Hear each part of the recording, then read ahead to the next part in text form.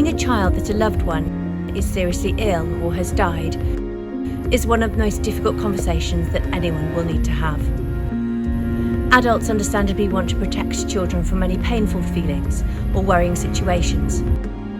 So the temptation, particularly with very young children, will be to shield them from the news. However, even children under the age of 2 will notice when something isn't right. When they aren't provided with an explanation for changes in their day-to-day lives, they are left to worry alone about what might be happening. They can reach their own conclusions about what is happening. This can lead to worse outcomes overall.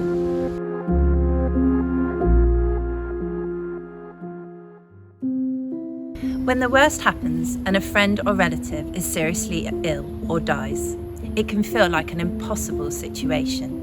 You want to protect children from the worry and sadness that you yourself are experiencing, and you might be unsure about whether or how to tell them. When is the right time? What are the right words? Crucially, research shows that talking to children about what's happening helps them to make sense of what they're observing. It's actually associated with better psychological outcomes for children, improved family functioning, and, in the case of parental illness, can even improve the patient's health outcomes. By being honest and clear, children can understand what's happening and access the emotional support they might need to cope with the situation.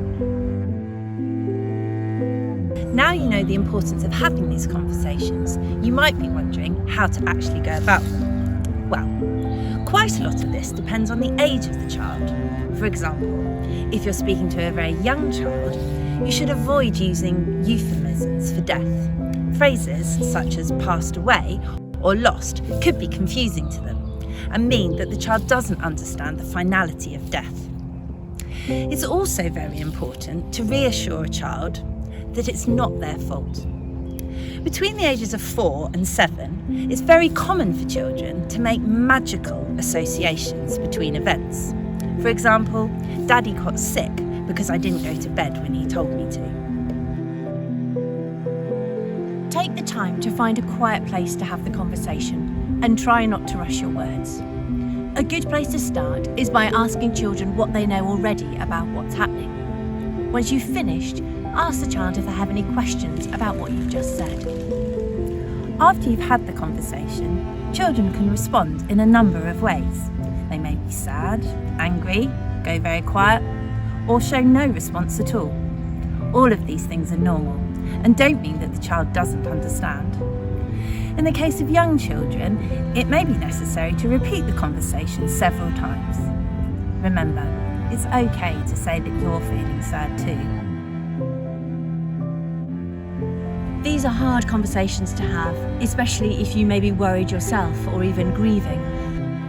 So make sure you take the time to look after yourself too.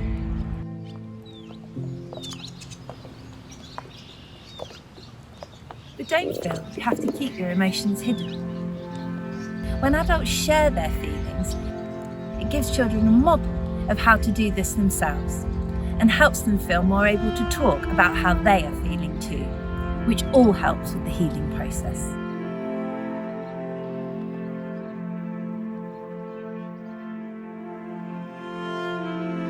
If you'd like more information about these topics that we've discussed, please go to our website.